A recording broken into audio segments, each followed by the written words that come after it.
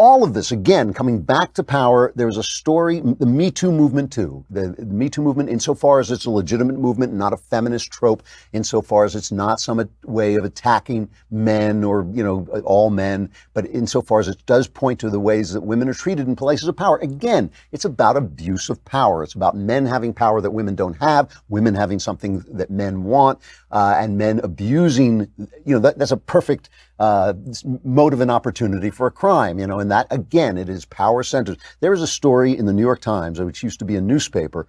There was a story about Les Moonves, who a big influence on TV, being the chairman and chief executive of CBS for years and years, brought that network to the top of the heap.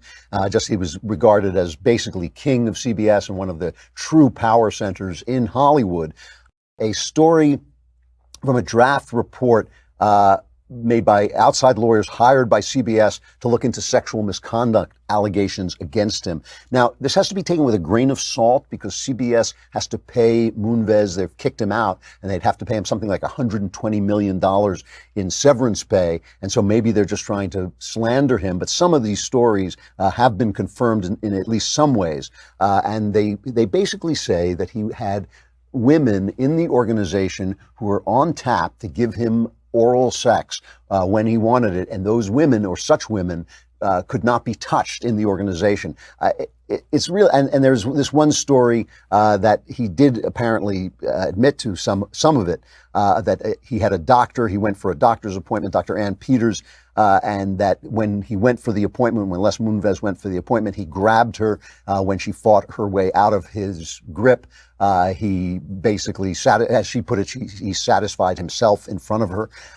And Peters went to Arnold Kopelson. Now, I worked pretty closely with Arnold Kopelson on Don't Say a Word. I got to know him. He was a real old-fashioned Hollywood guy, a real guy from the kind of old school, of which Joel Silver is one, and our old friend Harvey Weinstein is one of them. And Kopelson, she told him, don't go on the board at CBS because he attacked me. And Kopelson said, this was a long time ago, and we all did that, she says, Kopelson said. And Kopelson said, I don't care if 30 more women come forward and allege this kind of stuff. Les is our leader, and it wouldn't change my opinion of him. All I can say, I can't confirm that Kopelson did none of that. I can say it was in keeping with his personality. He was kind of that guy. I always got along with the guy, but he was that guy.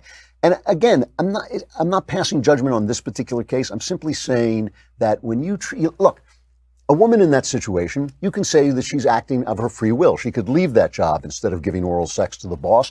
And you can say that she's complicit and she was degrading herself and willing to be degraded.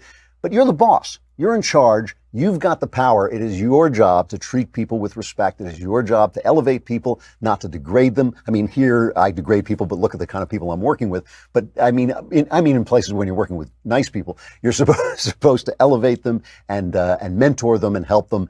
But when you have power, it just gets very, very easy to see why your needs go first, why your needs cover everything.